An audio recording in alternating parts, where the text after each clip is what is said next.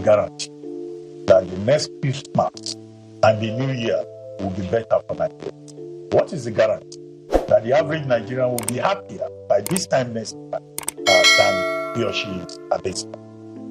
Thank you very much. It's a very serious and big feeling for all of us to lose loved ones, children, particularly in Oyo State, but then followed by various other reports. But are we looking at it from organizers' point of view? Or are you looking at it from the goodwill gesture of the people trying to give out whatever they have possession? And it's very sad that people are not well organized. We just have to be more disciplined in our society. Okay. Condolences to those who lost a family member. But it is good to give. I have been given out foodstuffs, commodities, including envelopes and modular for the last 25 years. I've never experienced this kind of incident because we are organized, prone to discipline, and if you know you don't have enough to give, don't attempt to even give or publicize it. Is the question. No, every society, even in America, they have food banks, they have hungry people. In Britain, they have food banks, they have warehouses, they are organized. They take talking to be in line and take turns to collect. It's unfortunate. We just have to. It's a reflection in our bus stops where we don't even want to be on queue before we rush into the vehicle. It is very sad, but we continue to learn from our mistakes. To me, I see this as a very grave error on the part of the organizers. But things are improving. It doesn't kill our happiness for this season. It should be. We should just get on with it. This year is a very insensitive statement coming from the president. It would have been better that he did not make any comment, at least to respect the souls of those that died in that stampede. It shows that the president is not moved by what happened. Someone needs to remind him that the reason why those people died is not because of poor organization. It's not because of indiscipline. Nigerians have been the way they are for a very long time. We've not experienced this level of stampede and death that we've experienced under his administration. The reason why these innocent Nigerians died is because they went out to get what to eat because they were hungry. They went out to beg for food. And the reason why they went out to beg for food is because of Bola Ahmed Tinubu harsh economic policies that has made more Nigerians to be hungrier and poorer than ever before. He should not blame the people that organized this event because they were trying to do what he, the president, has failed to do. They were trying to feed the hungry people. They were trying to help ameliorate the sufferings of Nigerians, something that the president has failed to do for over 1 year he has been in office. All over the world, governments have food bank, just like he mentioned. Government take care of the poor. The government do not neglect the poor. It is only in Nigeria that the government throw people into poverty than they bring them out of poverty. All the policies of Bola Ahmed Tinubu has been anti-people poverty. The taxes, the interest rate, the custom duties, the fuel subsidy removal, everything is geared towards taking money away from the people. Everything is geared towards making life harder for the people. What do you expect the people to do? They need to seek out for ways to survive. They need to seek out for ways to feed. And that is the reason why they went out on that day to beg for food. What happened in that event is a reflection of what is happening in this country. There are too many poor and hungry people in this country.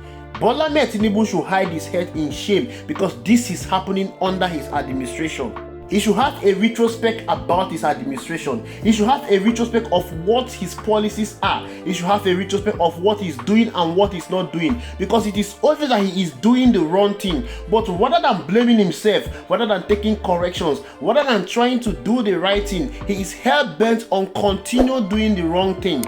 Blaming the victims that died to their indiscipline and poor organization is just all about him trying to absolve himself from the problem we are experiencing in this country. But the fact remains that he can never absolve himself from the problem we have in this country. Tinubu is solely responsible for the hardship that Nigerians are experiencing today. This shows how APC has destroyed this country. This shows how APC is a cancer to this country. Before APC took over power in this country, hearing of stampede and death used to be a very strange thing. In 2022, May precisely, 31 persons died in Port Harcourt when a church organized a food sharing event. And today again, in 3 states, over 70 persons died due to stampede because they went out to get free food.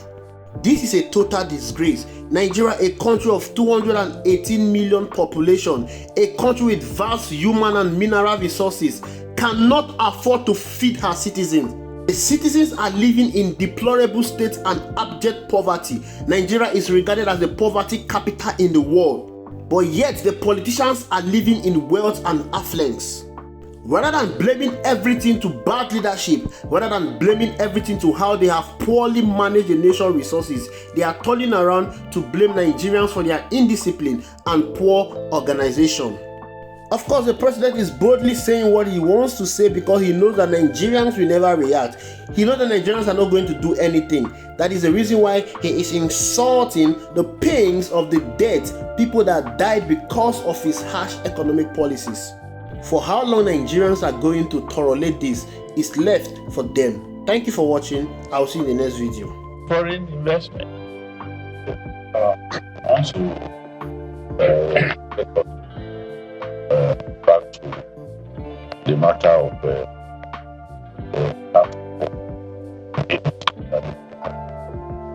generating controversy in the country, so people are not happy. They are complaining that there wasn't enough time to engage stakeholders so that they can come to some unanimity on the matter. I know that you met with some governors and some leaders, especially from northern Nigeria. What is the situation on the tax bill?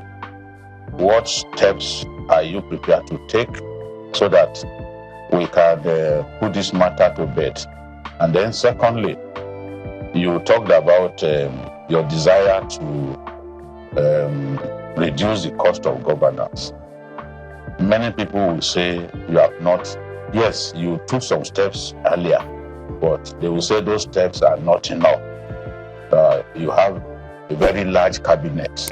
They will want you to do something about the size of your cabinet. Is it something that you are prepared to do? Basically, what do you intend to do to bring down the cost of governance? I'm not prepared to bring down the size of my cabinet.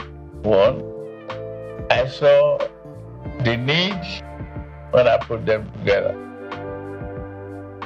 You don't give somebody an assignment that they cannot fulfill. No. Job description, this must be efficient and effective.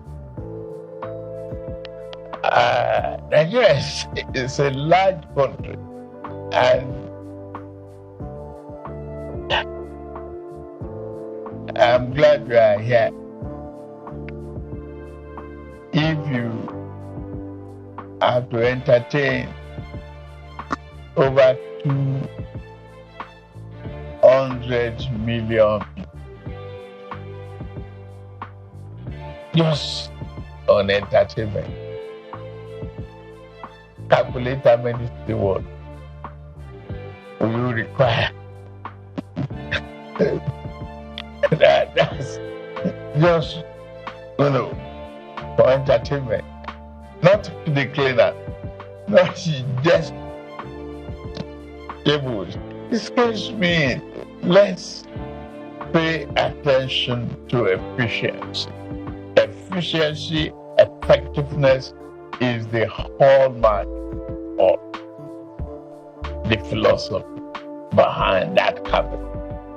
I'm not ready to shrink a little bit of it. I need them. And they are all adding value. Effectively. Show me one. And I argue with you.